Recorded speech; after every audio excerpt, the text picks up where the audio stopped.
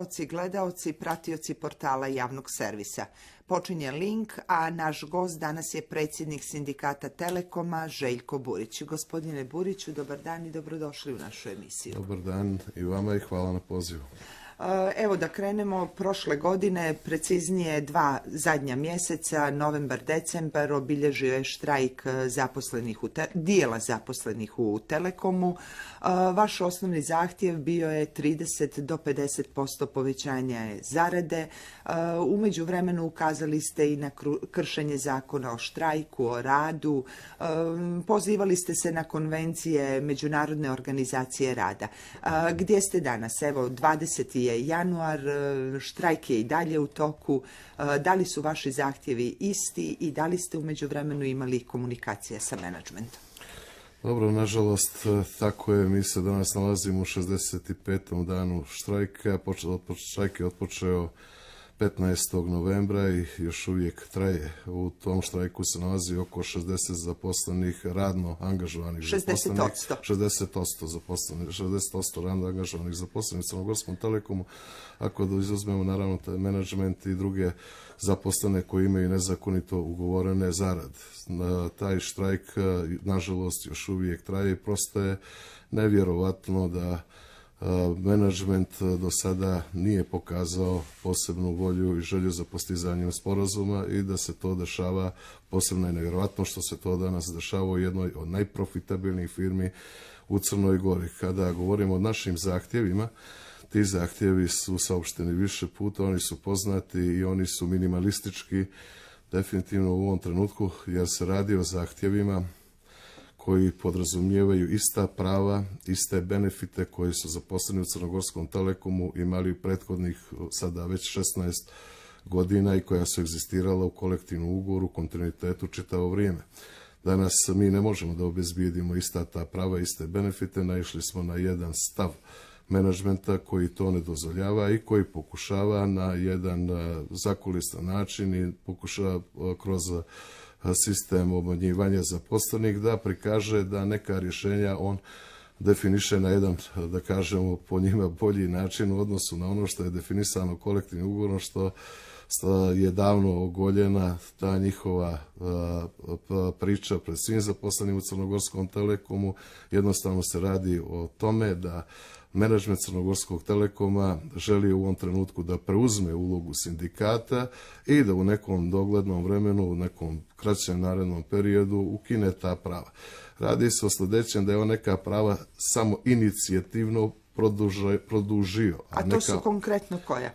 To su prava koja se tiču benefita zaposlenih u prethodnom periodu. Neka ne želi da uopšte da produžava i da se o njima razgovara, a neka je kao unaprijedio kada su u pitanju liječenje zaposlenih, pomoći, sportske, rekreacije i tako dalje. I to definiše na svoj način i da ne nabrajam. Sada suština je sljedeća, da on ta prava želi da ukine. Želi da ukine kolektivni ugovor, da potpuno eliminiše socijalni dijalog i ulogu sindikata u Crnogorskom Telekomu. Drugi naš zahtjev, znači ovaj zahtjev je potpuno isti kao što je postojao prethodnih 16 godina u Crnogorskom Telekomu, ne mijenja se ni u jednom u dijelu uvećanja naših prava i naših benefita u Crnogorskom Telekomu. Drugi naš zahtjev je također minimalistički u ovoj situaciji, jer znamo da od 2008. godine u Crnogorskom Telekomu nije povećana cijena rada ni za jedan jedini cent. To znači da ovih 2/3 zaposlenih nisu imali uvećanje zarada punih 15 godina i da su te zarade danas obezvrijeđene za procenat od više 50% po osnovu inflacije koja je nastupila u međuvremenu. Ta inflacija, kao što je poznata, prešla je 50% sada u ovom trenutku, jer samo u prošloj godini, kao što čujemo zvanične podatke, inflacija iznosila oko 20%. Tako da su zarade danas duplo manje vrijedne zaposlenim u Crnogorskom Telekomu u odnosu na 2008. godinu, kada je zadnji put povećana cijena rada. Dakle, nismo imali samo jedan sastanak sa menadžmentom prije novogodišnjih praznika. Na taj sastanak su ponovo razmijenjeni argumenti po svim pitanjima, međutim, do novog sastanka u međuvremenu nije došlo. Iako je menadžment tada rekao da ćemo biti u kontaktu i da ćemo se dogovoriti o narednom sastanku. Da li će biti novog sastanka? Mi očekujemo da će biti novi sastanak jer se iz ove situacije mora izaći. A što se tiče zaposlenih koji su u štrajku, mi smo istrajni i sigurno ćemo istrajati koliko god to bude bilo potrebno dok ostvarimo ova naša prava. Ta prava su, opet ponavljam, ovakva kao što sam naveo i ona su potpuno skromna. Tražimo povećanje zarada ne u procentu 50%, naš zahtjev je povećanje zarada u procentu od 30% i to iz dva puta. Iz dva puta kad konkretno? Tako, prvi, to smo saopštili menadžmentu na našim pregovorima da od 1. januara očekujemo povećanje od minimum 20%, a naredne godine od minimum dodatnih 10%. Jasno, u međuvremenu stiglo je i to obavještenje iz menadžmenta kompanije da će oni u bruto iznosu uvećati januarsku platu za 105 eura. To je znači ispod tog zahtjeva koji ste vi kandidovali. Pa nije samo da je to ispod tog zahtjeva koji smo mi kandidovali, nego to je jedan nezakonit pristup povećanju zarada. Vi znate da u Crnoj Gori, shodno zakonu, opštem kolektivnom ugovoru i našem kolektivnom ugovoru u Crnogorskom Telekomu postoji sistem zarada koji se definiše koeficijenat puta cijena rada.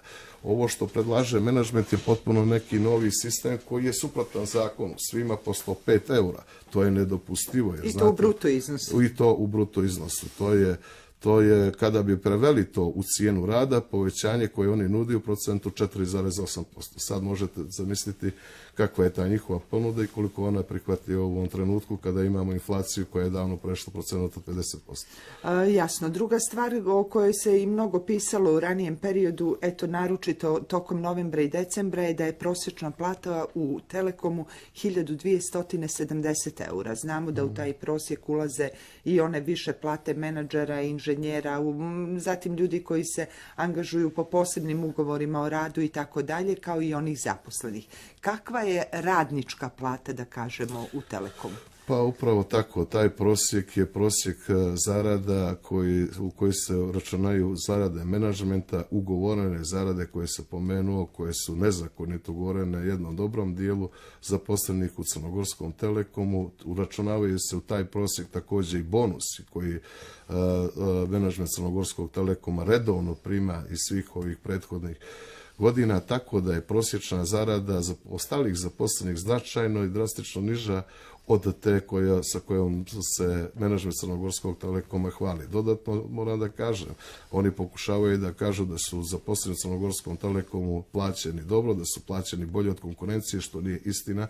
Znači imamo zvanične podatke koje su objavljeni, bankar me zvanične podatke objavio sredinom prošle godine, po kojim podacima zarada u Crnogorskom Telekomu, znači dakle prije Evrope sad je iznosila 1100 i nešto eura prosječna zarada, uračunavajući sam prosjek o kojem smo malo prije govorili, dok je u MTEL-u prosječna zarada iznosila 1401 euro, u Telenoru 1670 eura, tako da se mi danas nalazimo na zadnjem mjestu po prosječnim zaradama, uračunavajući čak i te menadžerske zarade u odnosu na našu konkurenciju, dok smo nekada bili definitivno na prvom mjestu. To je posljedica 15 godina nepovećavanja cijene rada.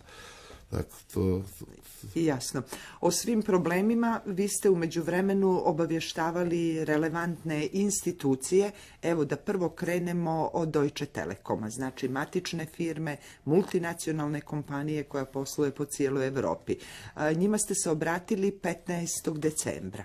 Da li je u međuvremenu bilo odgovora iz sjedišta kompanije i evo da ja ne čitam vaš dopis do kojeg ste mi omogućili da dođem, šta ste konkretno tražili od Deutsche Telekoma u ovom trenutku? Dakle, tako je, mi smo se obratili menadžmentu Deutsche Telekoma. Država Njemačka je najveći, da kažem i to, da je država Njemačka najveći pojedinačni akcionar kompanije Deutsche Telekom i da ona ima pravo veta u odlučivanju. Obratili smo se ne samo menadžmentu Deutsche Telekoma, nego i ambasadi Savezne Republike Njemačke u Crnoj Gori. Međutim, od tih obraćanja nismo imali nikakve konkretne odgovore, što je stvarno zabrinjavajuće, obzirom da smo mi upravo u tim našim zahtjevima i obraćanjima naveli da menadžment Crnogorskog Telekoma se ponaša ovdje na jedan krajnje nedopustiv i nedozvoljen način.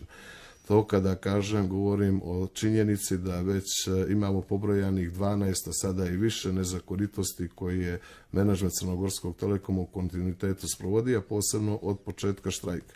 Mi se nalazimo u takvoj situaciji nepoštovanja zakona države Crne Gore, Ustava, konvencija, međunarodnih konvencija rada, zbog jednog takvog osionog odnosa od strane menadžmenta Crnogorskog Telekoma, koji je na tu poziciju postavio upravo menadžment Deutsche Telekoma. Iz tog razloga smo se obratili njima, računajući da će prije svega po tom osnovu oni reagovati na način da to ne smiju da rade, jer tako nešto ne smiju definitivno ni da pomisle da urade u Njemačkoj, a ovdje to očito iz nekog razloga misle da mogu i rade.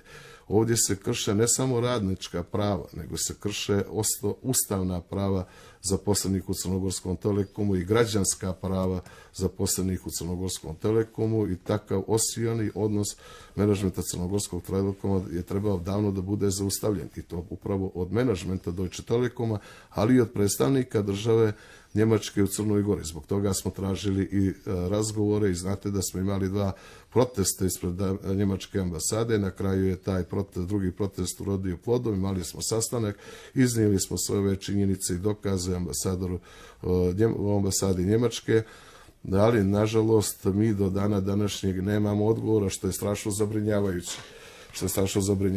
Jer očekujemo... Evo da kažemo da je tu posredovala i Unija slobodnih sindikata, da se organizuje taj sastanak.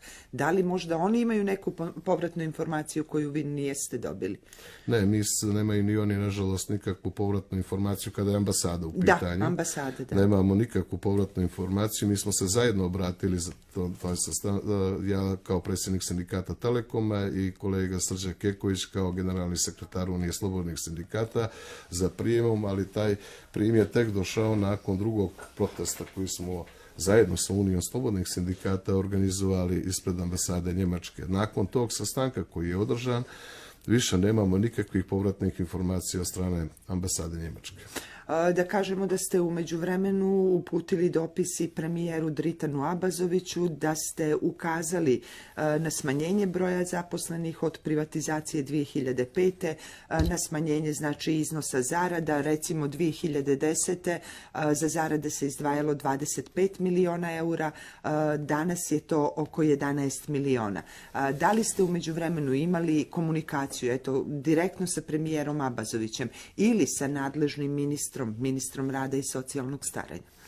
Vidite, kada je u pitanju vlada Crne Gore, odnosno konkretno premijer Abazović, mi smo se 2 puta obraćali dopisima za prijem kako bismo približili situaciju u kojoj se nalazimo u Crnogorskom Telekomu. Smatramo da je bilo neophodno da uvaži naše zahtjeve.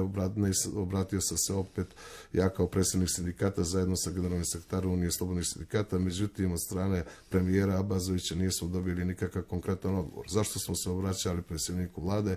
Zato što ovdje je na snazi grubo kršenje Ustava, zakona države Crne Gore i kršenje osnovnih, rekao sam, i čak i ljudskih prava, ograničanja prava na štrajk, koja su i u određenom dijelu i vrlo jasno prepoznata krivičnim zakonikom Crne Gore. I tražimo od države Crne Gore da se po tom pitanju umiješa i obezbijedi vladavinu prava u državi Crne Gore. Za toga smo tražili direktno miješanje premijera, ali također da nije dopustivo da u jednoj državi gdje je jedna najprofitabilnija firma, jedna od najprofitabilnijih firmi u Crnoj Gori, koja je od privatizacije do danas uzgled rečeno iznijela skoro milijardu eura profita iz ove države, se ponaša na tako osio način prema svojim zaposlenima, odnosno građanima države Crne Gore, i da dopušta da traje štrajk više od 2 mjeseca. Sada smo ušli u 3. mjesec štrajka, već da to treba riješiti na jedan civilizovan način, u socijalnom dijalogu, u argumentovanom dijalogu, a ne na način da menadžment istrajava u podmetanjima, obmanjivanjima, neistinama koje u kontinuitetu saopštava. Takav njihov pristup je odgoljen od strane zaposlenih davno, ali treba to i da sa tim smo upoznali, kao što ste rekli, samog premijera, i čudo je da do sada premijer po tom pitanju nije reagovao. Kada je u pitanju Ministarstvo rada, sa Ministarstvom rada smo imali par sastanaka i Ministarstvo rada se odnijelo odgovorno prema ovom pitanju.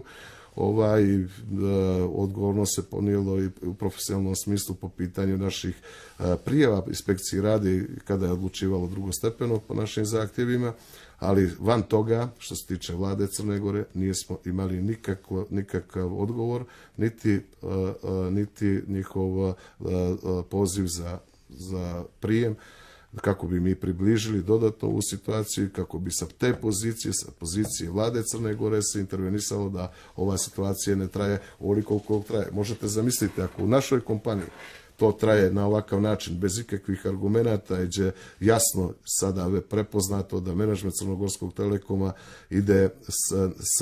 postupa sa pozicije sile kapitala da bi uništio kolektivni ugovor, obespravio zaposlene i uništio socijalni dijalog i marginalizovao sindikat Telekoma i na taj način ostvario dodatan profit, prosto je nevjerovatno da nemamo reakcije sa te adrese. Bilo je u ranijem periodu, dakle, radnika koji su se, eto, zbog kršenja radničkih prava i loših privatizacija i tako dalje, obraćali poslaničkim klubovima, odnosno poslanicima u parlamentu. Da li ste razmišljali o takvoj nekoj inicijativi, jer znamo da je prije par dana predsjednik Radničke partije Maksim Vučinić rekao da ocijenio da privatizaciju Telekoma treba poništiti. Vidite, da vam kažem, mi smo se preko naših društvenih mreža obratili svim poslanicima. Dakle, kao što je to poznato, sindikat je jedna organizacija koja okuplja sve vjeroispovijesti, nacionalnosti, politička opredjeljenja. Kod nas u sindikatu ne mogu se postavljati takve razlike. Mi smo jedna organizacija koja se ne dijeli ni po kojem od tih osnova i tako nismo se opredijelili da tražimo pomoć bilo od koje pojedinačne političke partije. Mi smo taj poziv za pomoć, da kažem, da se umiješaju u situaciju, putili svim poslanicima Skupštine Crne Gore. Nakon tog poziva sa društvenih mreža, to smo i radili zvanično sa našeg e-mail adrese sindikata Telekoma Crne Gore. Ono što ispratio sam i taj događaj od poslanika Maksima Vukčinića, da vam kažem, mi smo također bili u razmišljanju, iako to nije posao sindikata i nikada ga do sada nismo pokrenuli, niti se mi bavimo istragom, nego to rade državni organi koji su za to... Nadležne institucije. Institucije, također. Ali mi u ovakvoj situaciji moramo da radimo sve ono što je potrebno da bi se zaštitili od ovakvog ponašanja menadžmenta Crnogorskog Telekoma. Pa između ostalog ćemo sasvim sigurno brzo pokrenuti krivičnu prijavu i krivičnu odgovornost menadžmenta Crnogorskog Telekoma zbog takvog ponašanja i osporavanja prava na štrajk, kršenja prava na štrajk i uticaja na zaposlene da ne učestvuju u štrajku. To su sve elementi krivičnog bića zbog čega planiramo, ukoliko ubrzo ne bude došlo do nekog sastanka i postizanja sporazuma u jednom argumentovanom dijelu koji do sada nije postojao, krenut ćemo tim putem. Također i pokretanje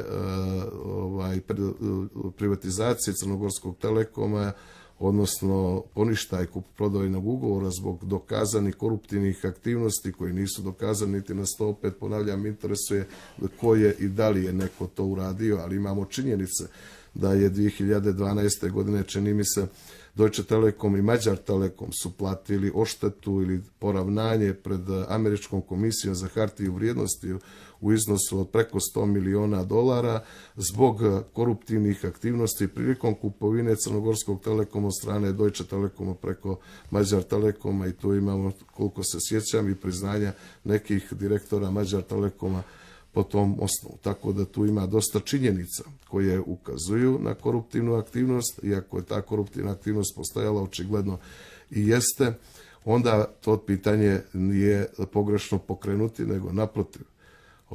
To po meni jeste ispravno i znate vi da po krivičnom zakoniku takve nezakonite aktivnosti, koruptivne aktivnosti prilikom i takva dešavanja nikada ne zastarijevaju i one se uvijek mogu pokrenuti, tako da nije čudo što se... Ali to je stvar kojim će se baviti nadležni organi, a eto tim će se inicijativu. baviti nadležni organi, I to na inicijativu eto, i a da li, dijela a ko parlamenta. će pokrenuti u konačnom tu inicijativu i da li će pokrenuti, ja kažem, nije isključeno da će to sindikat Telekom u nekom trenutku uraditi ako budemo primorani, a već smo debelo primorani i na takve aktivnosti. To ne želimo da radimo, ali ako budemo morali i mi ćemo to uraditi. Jasno, evo imamo još 2 minuta do kraja emisije.